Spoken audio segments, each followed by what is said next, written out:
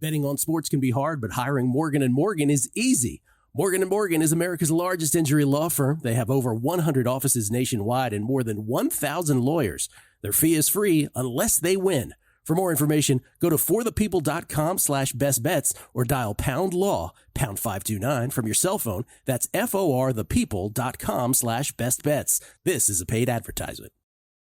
The numbers told the story, they always do.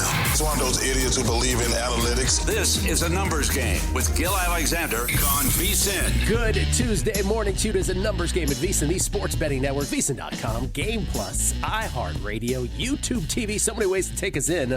We just love that you choose one of them. We appreciate you making us part of your morning. It's Gill Alexander. It is Kelley Bydlon, everybody. Producer number 9. So much more than a producer. Here on a numbers game. How you doing, man? Doing well. How about you? I'm good. I asked you before the show, off the cuff, I'm like, hey, you going to that NBA Cup final tonight? And you said... I'm going to the Showdown. I've definitely been calling it the match for 4 straight days. I guess it's got a different name. The Showdown. It's Rory McIlroy and Scottie Scheffler versus Brooks Koepka and Bryson DeChambeau. You fancy. Yeah, good for you. Yeah, going over there with Matt Brown. Yeah, that's a very exclusive crowd out there at Shadow. Oh, I have no idea how I'm going. Yes, I was totally planning on going to the NBA Cup, but but I think this is more exclusive event and should be fun to do. Bring a jacket. Yeah, it's gonna be cold. Couldn't you go to both if you wanted to? Make it a day. Yeah, I was thinking about it, but that'd be tight. I would be getting to the NBA game late for sure. Whole show, we're just going to go through what Kelley's going to do today. That's all we're going to talk about. We do have a great show. Drew Dinsick joins us from not only the Deep Dive podcast, but also NBC Sports Bet the Edge. Not one podcast is enough to contain this man. He's got 2. He'll come on. Nick Bakay. Nick Bakay has been on this show many times. He's our big Hollywood connection guy.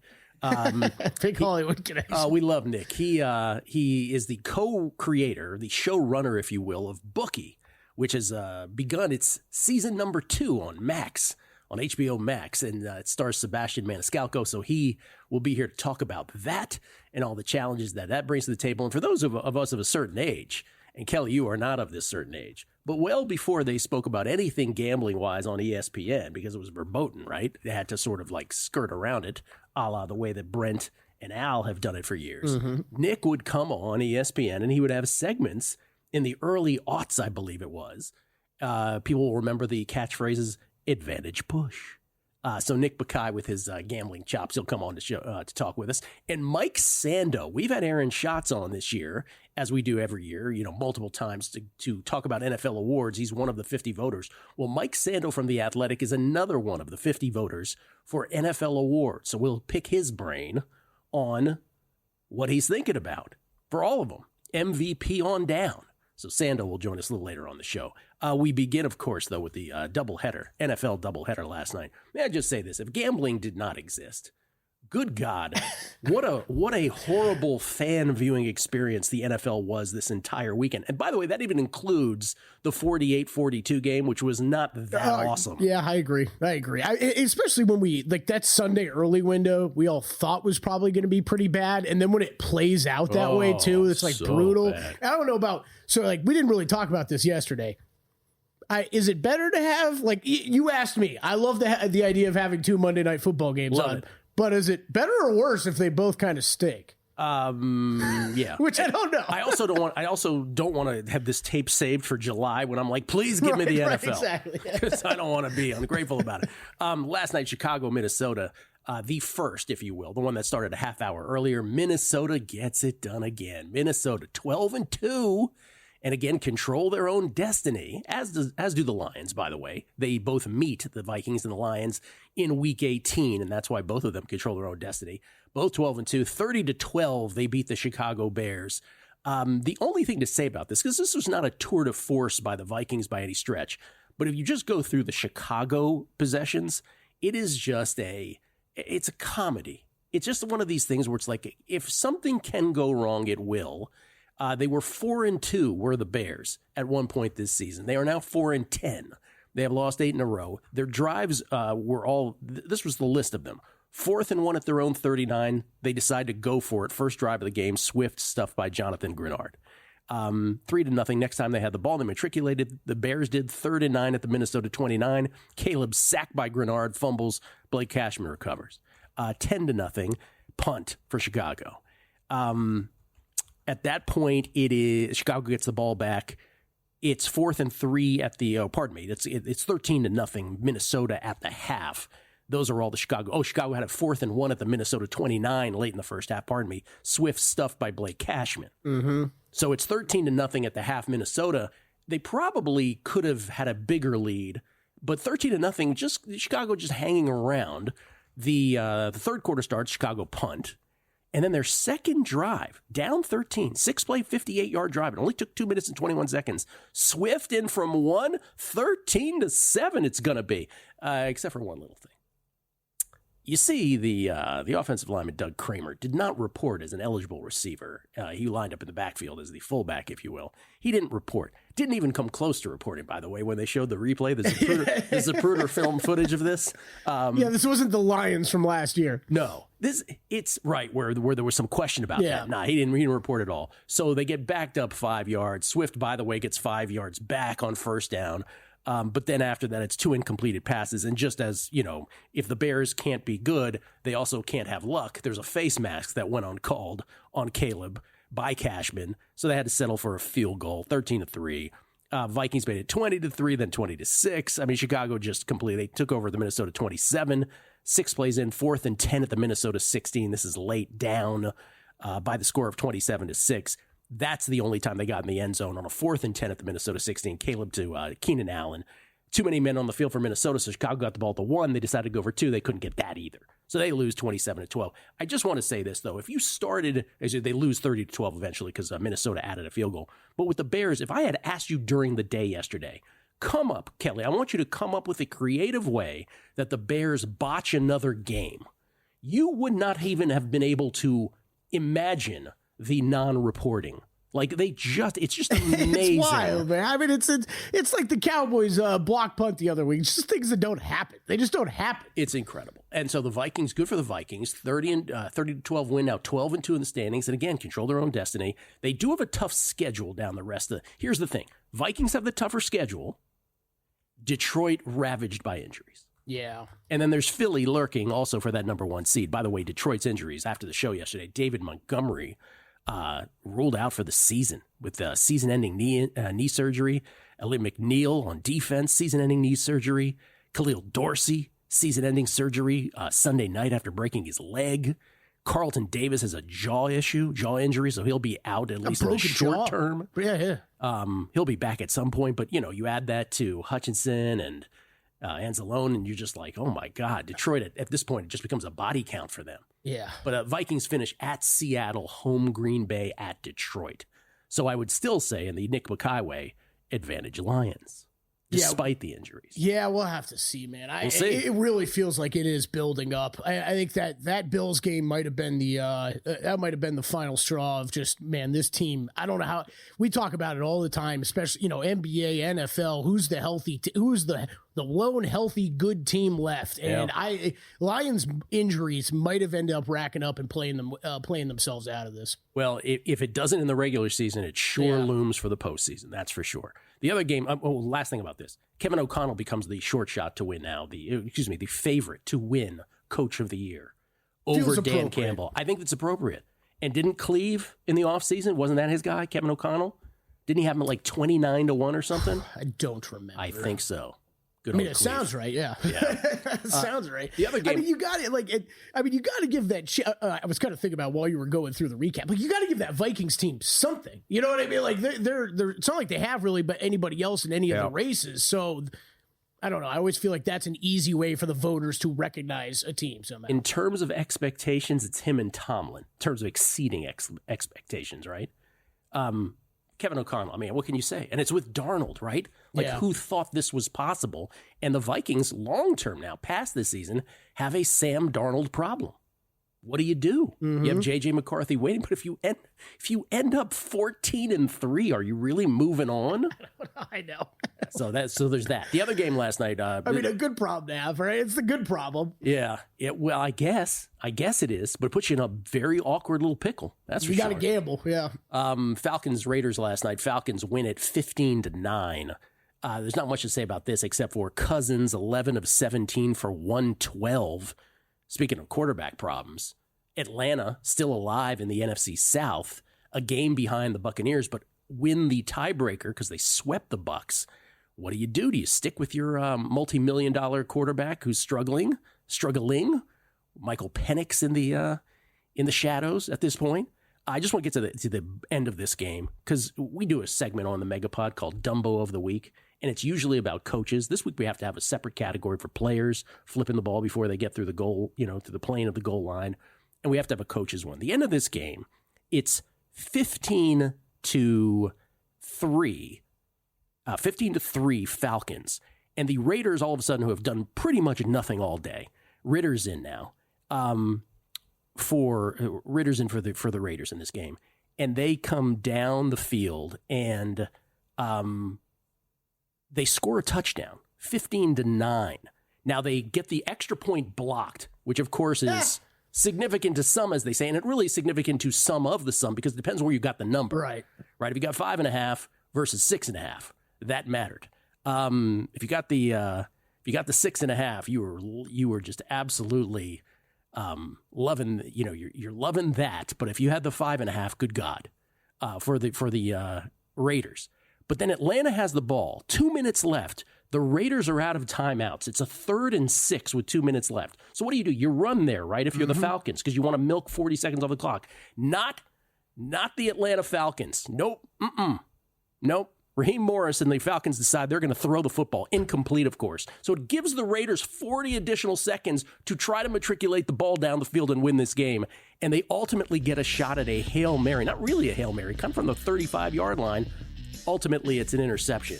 But just what complete malpractice by Morris and the Falcons coaching staff at the end of that game. Like, the stupidity of some of these teams is off the charts. Well, Kirk Cousins has looked so sharp the past few weeks. Why wouldn't you do that, Gill? Come on. Oh, it's just so bad. Anyway, Atlanta keeps hope alive. We'll come back. Drew Dinsick on the other side. It's a numbers game at VSiN, the Sports Betting Network.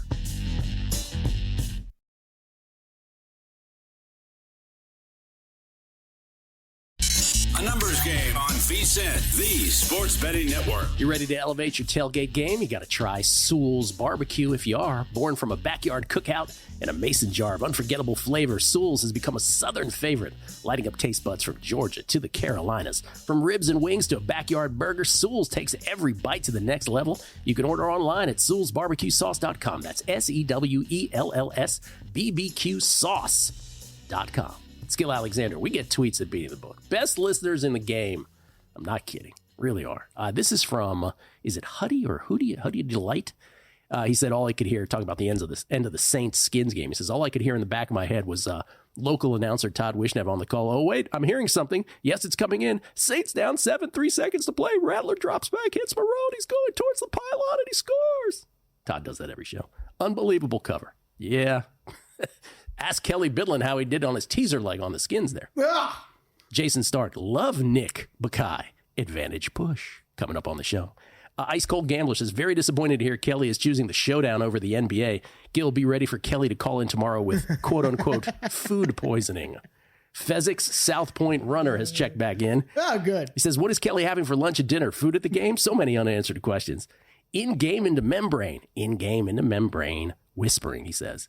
Gill, I'm a Falcons fan, but I'm watching the quarterback play over the past 5 weeks. How bad must Penix look in practice for this coaching staff to continue to trot Cousins out there? So true. And we have one for our guest, Drew Dinsick, who joins us now, courtesy of the Progressive Guest Line. Drew Dinsick, at @whale_capper, not only the host of the Deep Dive, which he does with Andy Molitor, but also, of course, NBC Sports Bet the Edge with Jay Croucher. This is from Mortal Locks 914. Can you ask Drew if he bets or pays any attention to the ATP Next Gen Finals? How you doing, Drew? Oh, I'm doing tremendously well. And the Next Gen Finals is that's where the future stars are born. That's where Yannick Sinner first burst on the scene. and I'm not following it. but I'll absolutely scrape the results.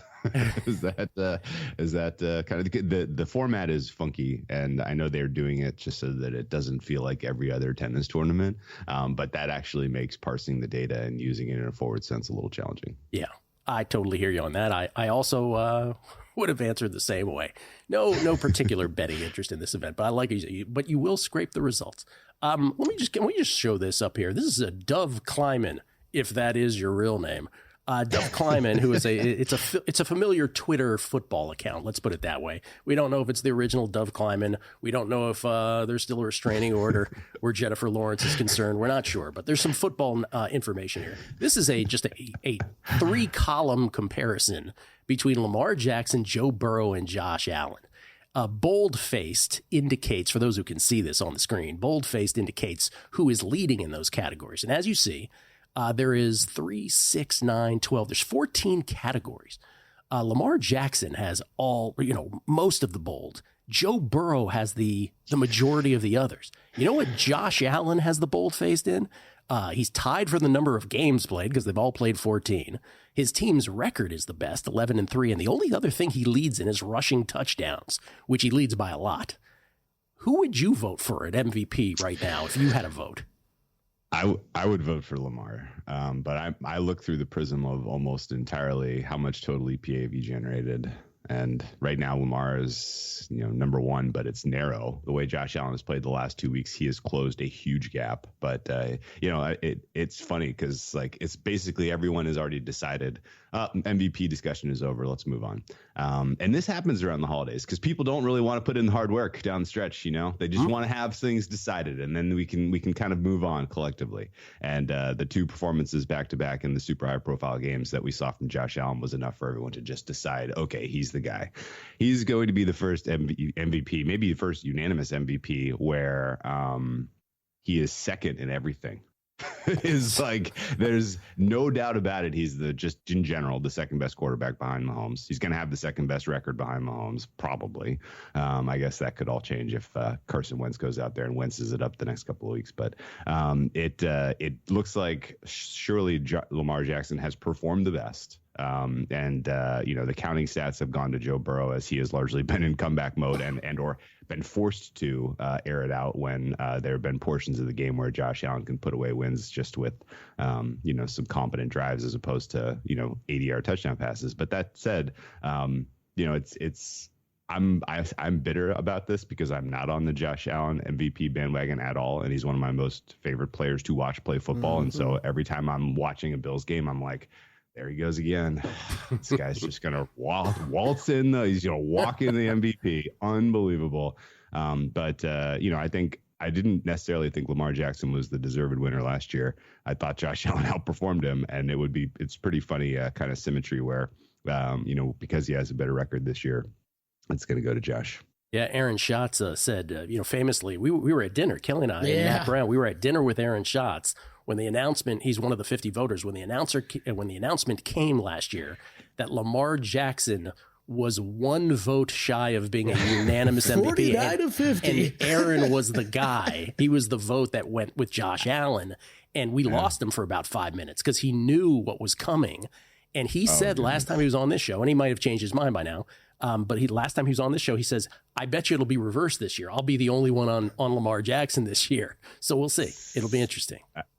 Yeah, Aaron and I are coming from the same point of view on this, even though I know he probably uses his proprietary statistics more directly than just the general EPA stuff that's out there. But what Lamar Jackson is doing is absolutely ridiculous this year. And the fact that he is, I can't believe he only has 3 picks, to be honest with you. That's the real eye opener there, which is he is throwing the ball pretty aggressively there. And this is a deep passing attack. And he is doing it at a very, very high level. And I mean, what the funny kind of carry forward for this is that I'm assuming that the Chiefs don't bottle this and really do get the 1 seed. We're set up, I think, for a very clear divisional round matchup between Allen and Jackson in Buffalo. And that is obviously going to be the kind of the de facto AFC championship game, I think, except for the fact that that could be such a physical and tolling and, kind of a game that has such consequences that, whoever kind of comes through goes to a pretty rested and healthy Chiefs team in Arrowhead and loses. And you could end up with the freaking Chiefs in the Super Bowl again, even though like clearly the two best teams in the AFC, in my opinion, are Buffalo and Baltimore. Now, if Buffalo just kind of waxes Baltimore and it's not a competitive game and they're kind of fresh and healthy and dangerous going into Kansas City, it's obviously pretty different. But I think the margin between Buffalo and Baltimore is very, very narrow right now. And I think we're on tap for a classic showdown in the divisional round. And honestly, that's kind of the only thing that really kind of gets me out of bed for the AFC right now. The AFC is not looking good for wild card weekend. Like these wild card teams that are in the mix now are all drawing dead. Even against Houston, I'm not inspired by whoever gets the 5 seed here. So the AFC looks to me at least to be decided by who wins that Buffalo-Baltimore game and what is the cost.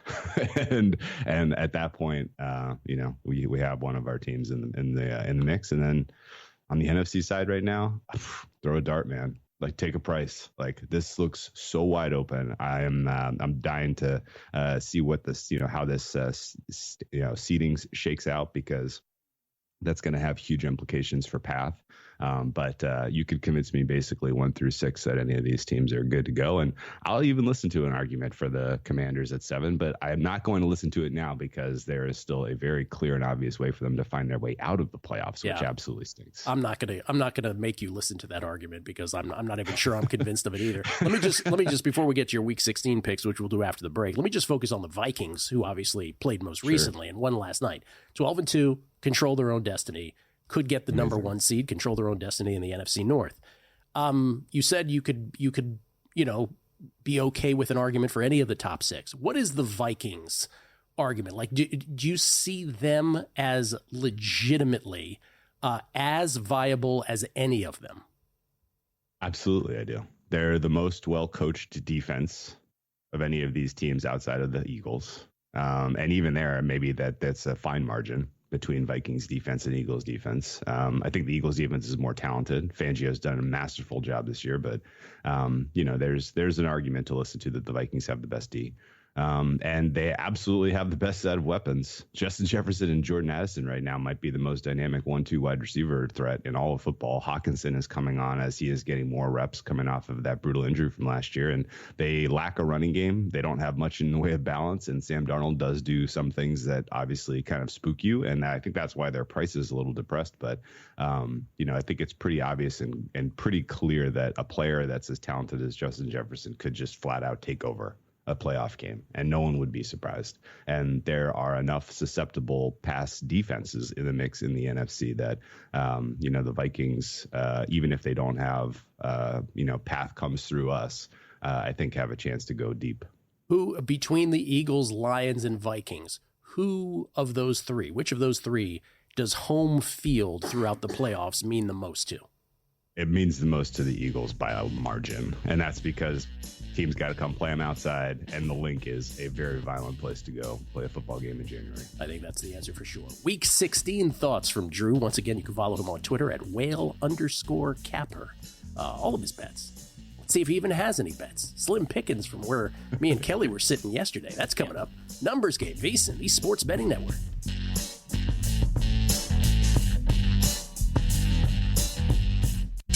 A numbers game on VSiN, the Sports Betting Network. Hey, if you want to bet smarter, and I know you do, start with Smarter Insights. A VSiN Pro subscription delivers just that, the kind of actionable content that gives you the betting edge. Right now, you can check out articles like Greg Peterson's College Hoops Best Bets. They don't call them hoops for nothing. Adam Burke's preview of the Frisco Bowl. I haven't bet on the Frisco Bowl. A little later, Kelley. Ooh. Zach Cohen's NBA Cup Championship preview. And later today, you can check out Tyler Shoemaker's NFL Best Bets for Week 16. Adam Shine with his Shine 9 column. Jonathan Davis, top NHL Best Bets. To get access to all the articles on VSiN.com right now, you can sign up for a holiday special for full access until May 1st for only $79. VSiN.com/subscribe. That's /subscribe. Did I say subscribe right there? Yeah, sure way. Don't forget to subscribe. We get tweets at Biddy the Book. Always appreciate it. Prime time. Cowboys _ Cubs 1. Yo. Hey, man. I love he gets the preamble out of the way. Yo, and him, hey man. Now that we have morphed from the summer of George to the winter of K. Michael Bydlon, inquiring minds need a bet. Over under 3.5 brown liquor drinks today from Kelley. He says, give me a Charles Barkley marker max bet on over. Ask Gill about that if you don't get the reference. Yeah, that's a strong lean to the over. Yeah. Strong lean. Charles Barkley has a history here in town with markers. Oh, yeah. Let's just put it that way. James Sott. Will Nick Mackay be himself or Sabrina the Teenage Witch's cat? Salem. Either way, I'm excited. Nick Mackay, also the voice of Salem the cat on Sabrina the Teenage Witch. What was that? Was that CW or one of those stations? What was it, CW or the WB? I mean, it definitely ran on CW at some point. I don't know if that's where it started. Sam Ginsberg. Valvano went to NC State. I love when people tweet like stuff that has no correlation to anything we're talking about. He said Valvano went to NC State. His new barber told him he hoped he would do better than the last coach. Valvano said, what are you talking about? Sloan won the NCAA championship. Barber says, yeah, but imagine what Dean Smith would have done with that team. He says the Vikings might be 12-2, but imagine if they had kept Cousins. Let's just say this. The Vikings history now, Case Keenum, fantastic season. Minneapolis Miracle or Minnesota Miracle, whatever we're calling it. Then the Kirk Cousins years, and now the Sam Darnold year. Yeah. Bookended by greatness from Keenum and Darnold. Kelley always gets uncomfortable when I take a shot at Cousins. I know. It was an incredible run. Like this is what we keep talking about with this Vikings team, though. We don't want to give them any credit ever over the past several years. Awesome team. Awesome. And you know what? I raise my hand. I have not given them enough respect this year. Brandon, you got that package? We should just show that to Sam. I think I got your package for Gill. Yeah. Oh, Sam, is that you? If Thank you, Sam. It's not your package, then yeah, we'll get it. Sam, I didn't know that was from you. I was asking people to do the Lefty Rosenthal thing where they, Chrissy Andrews story, where he was like, I love Mr. Rosenthal. He's so nice. He lets me start his car every morning. I was like asking people to open the package. Brandon Webb. Would a Commander Super Bowl be grounds for Gill getting drunk? That's the Super Bowl party I want to be at. Oh, I will totally have a different kind of experience. The numbers guys. Question for Drew. Are you happy now, Drew Dinsick? You Lions-hating dirty dog. Just kidding. LOL. Wish you could have just let us have our 5-week moment in the sun. Drew Dinsick joins us once again. I love it when the guests get tweets from folks. Courtesy of the Progressive guest line. People didn't love where you had them power ranked, and he's sort of asking in jest, although not quite in jest completely. Are you happy now? Of course you're not happy, but maybe corroborates you a little.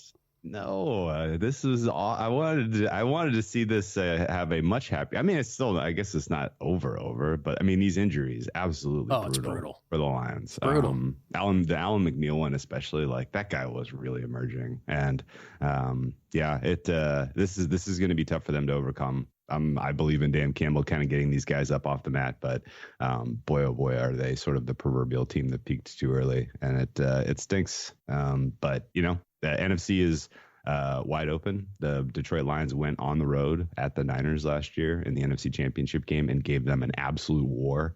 I was against them that day aggressively, and I paid the price. And so I'm not. I think even losing home field, even if you lose, if you have to go via wild card, this is still a Lions team that has shown they can go on the road and get it done. That said, awful big point spread this week. You want any part of it? Yeah, it's probably going to be on the Bears. This is too big of a number. Like as I look up and down at my numbers this week, and actually, before getting into that, I guess just to close the loop for you guys. Sabrina the Teenage Witch, 4 seasons on ABC before migrating over to the WB. I am so sorry. I apologize to Nick in advance. Yeah, the CW. Get out of here. I don't know. Get out of here. Sorry. I did not know that off the top of my head. I looked it up. Okay. But I mean, you were right about slim pickings this week across the NFL. These games are miserable.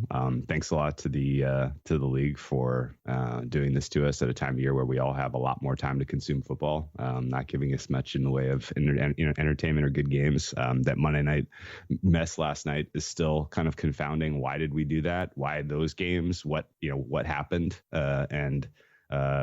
Ultimately this is looking like a little bit of a busted week. All of my biggest edges are on absolute nonsense teams up against good teams. And I just can't quite get to the biggest numbers that are out there. That includes the Saints against the Packers. 13.5 to me is a little bit ridiculous. That includes the Giants against Atlanta. I don't think in any way the Patriots deserve getting 14. And certainly the Lions number I think is too big. I'm going to be on the Bears.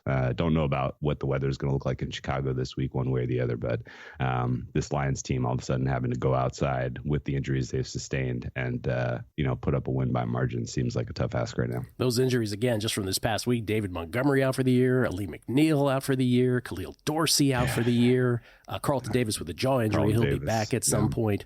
But that, of course, on top of Hutchinson, Anceloni, and et cetera, et cetera. By the way, you didn't mention the Browns as having an edge this week. That's who I landed on.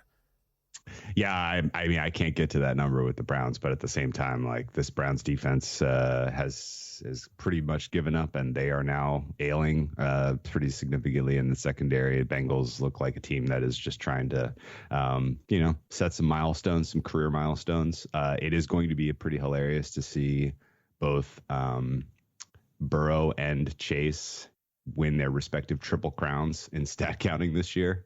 And this team's going to be eliminated from the playoffs by like week 16.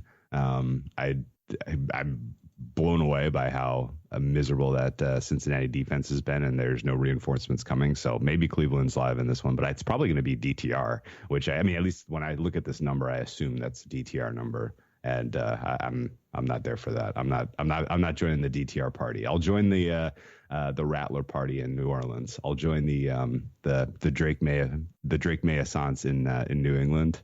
I'll even give some consideration to whatever Tim Boyle was doing in New York. But, whatever Tim Boyle was doing. I'm not here for the DTR experience. But let me. So this begs the question though, because this comes up at the ends of seasons. But not in baseball. Sometimes it's, at the beginning of the season because teams, the chasm between the haves and the have-nots is so wide there. But here we have a situation. Okay, so your whatever process you have, whether it's by model or non-model, you end up with edges on the poo-poo platter of teams, which you've just described, right? You're like, okay, these are the teams where I think I need to bet them. Okay, then remove the Drew Dinsick mechanical sports bettor hat and go to Drew Dinsick human being who sees, oh man, Drew Dinsick mechanical sports bettor's got these edges. Do I really want to live through all of this? So does the human being part of you override that to any degree and say, you know what?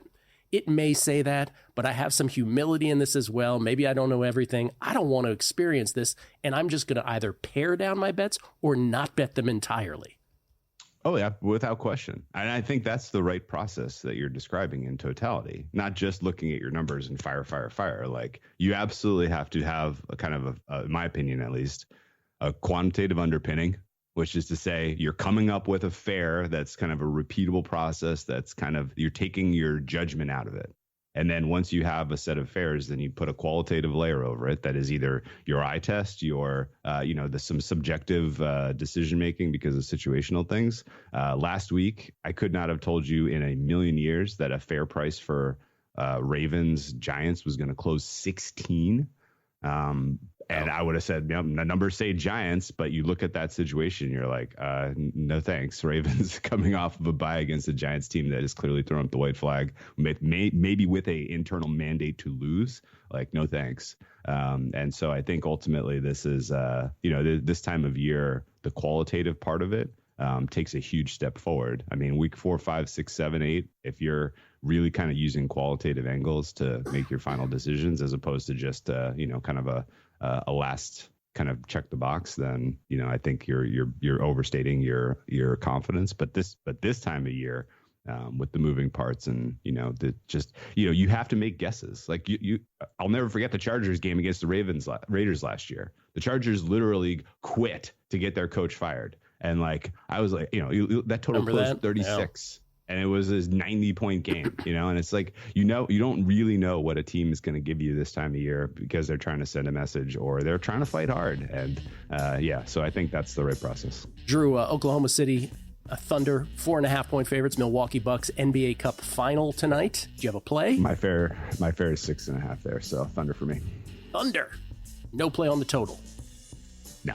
Nothing on the total. Thunder for Drew in the Emirates NBA Cup Championship season number 2. Thank you, Drew. Appreciate it, man. Best of luck, guys. College football play and your tweets next.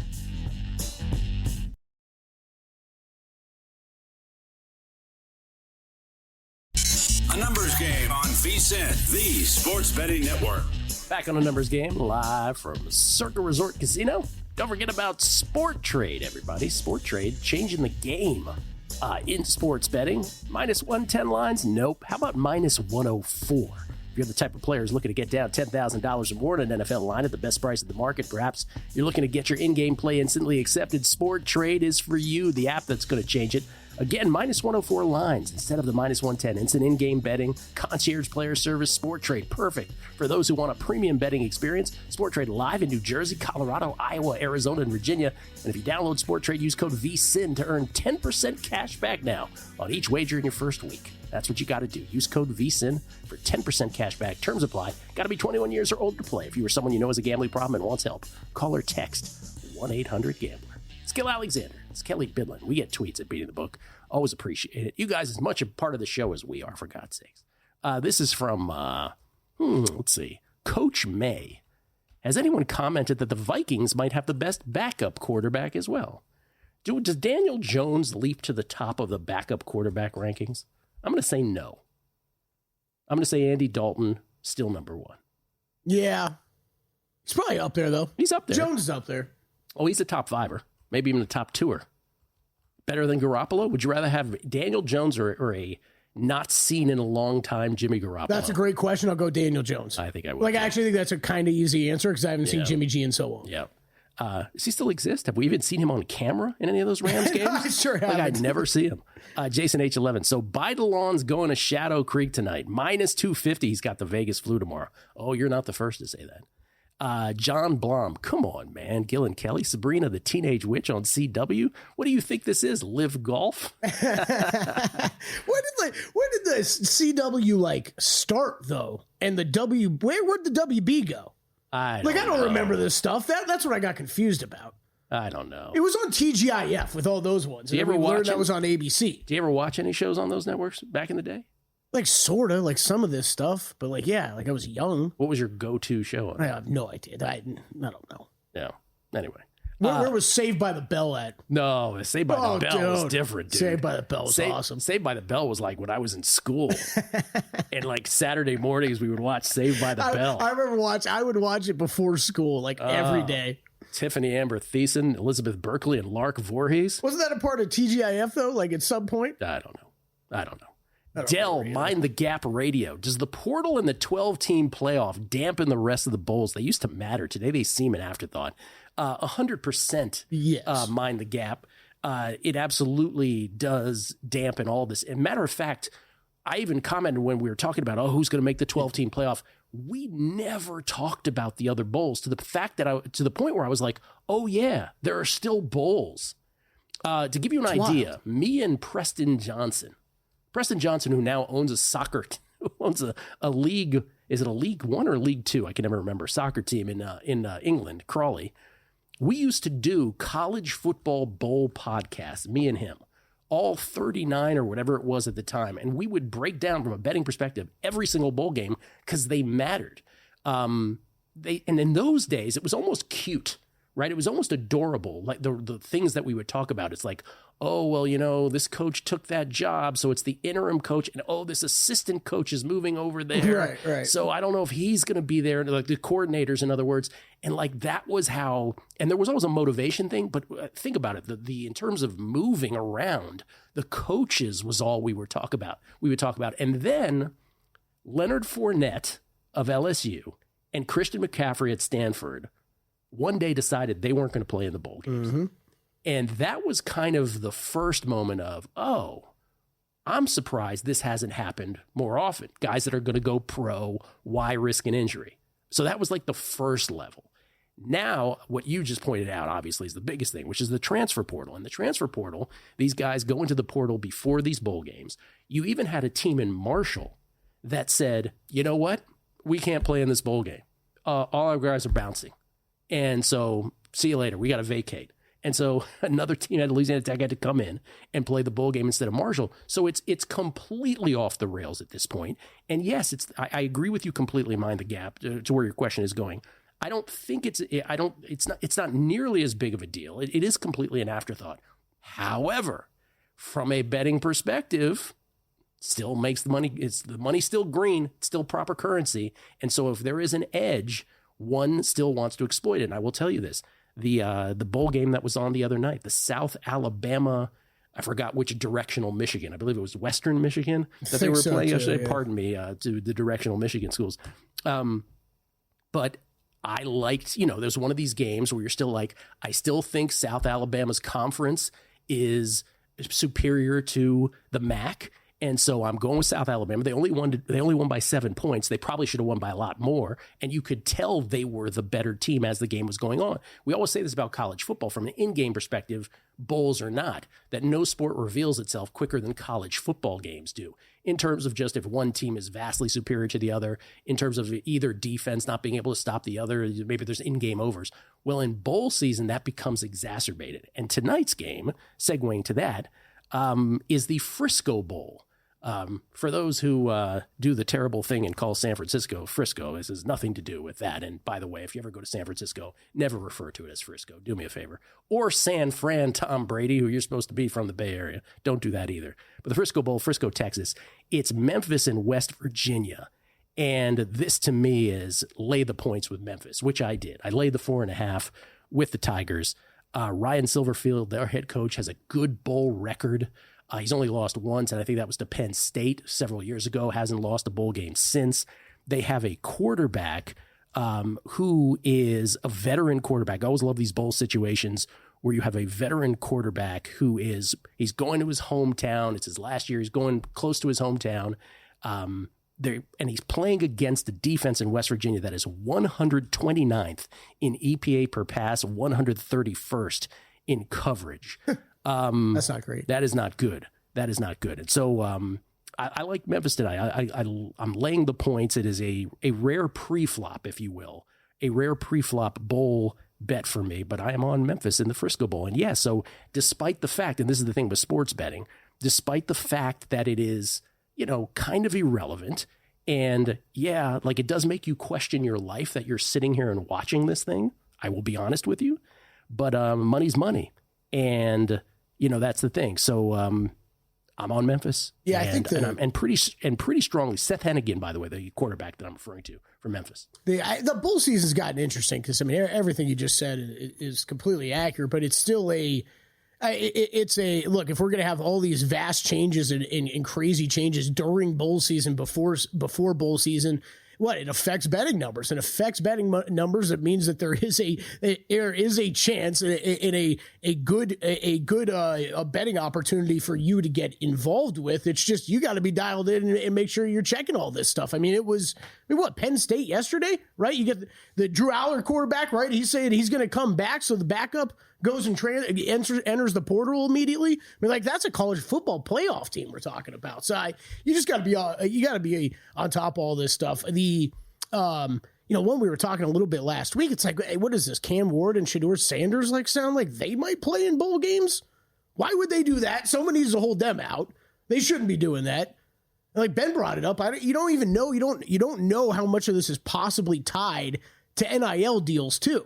Right? Smart by 100%. Schools if you're working these NIL deals to try to get these kids to play in every possible bowl game that they could. Oh, NIL also in college basketball, again, I know a kid who at one point was, thinking, oh, you get a chance to play for a national championship, but then you're like, well, but the NIL money that I could get if I redshirt, mm-hmm. Financially speaking, that's a better move. So maybe I should do that instead. We have no idea. And by the way, we still don't quite know the amount of money that's being thrown around. Correct. That's just when we talk about this NIL details, stuff like this, we can only guess, right? You can only guess because you're not seeing what these deals are. Jason, High School Gambler, Sean McVay, a viable candidate for Coach of the Year. Who had the Rams being any good this year?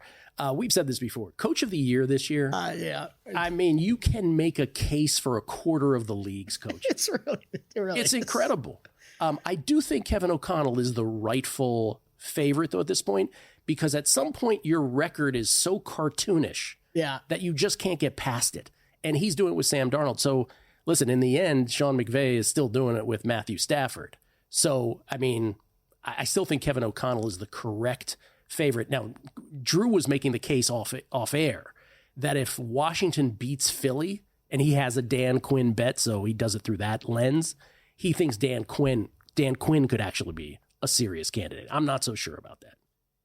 O'Connell to me should definitely be the short shot. I'm sorry, it is. It's just tough not to laugh about it right now because it is. Me and you've been talking about this for the past 4, 5, 6 weeks now, and it still holds true. There's so many guys with such great resumes. I mean, Sean Payton has a great resume.